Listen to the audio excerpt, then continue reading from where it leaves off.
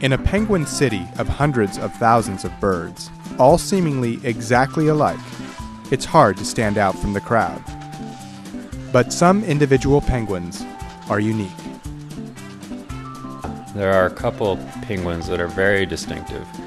In the 300,000 that I know, and there's one that we call Blondie. It's a blonde penguin. He is white in the front and blonde on the back.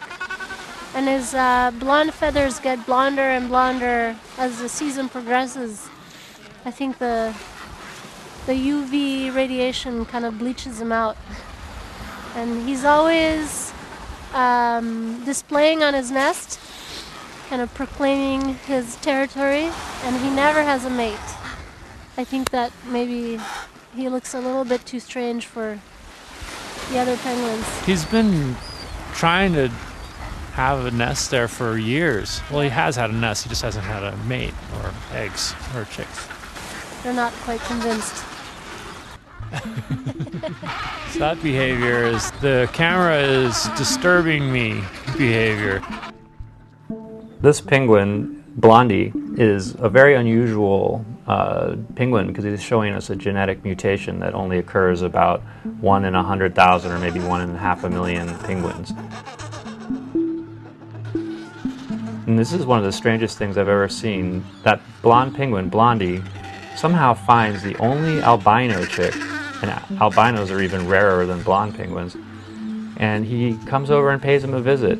And I have no idea how he found him because this is nowhere near Blondie's home territory. He was just out for a stroll or something. This is the only time I've ever seen Blondie away from his territory.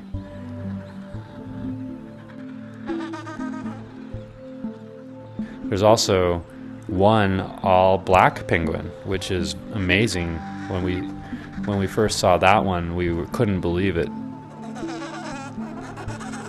In all animals, the genes sometimes do random things. So what we're seeing is an expression of what's called a gene mutation, where the genes are recombined in some unusual way. And that kind of random change in genes is part of how evolution works.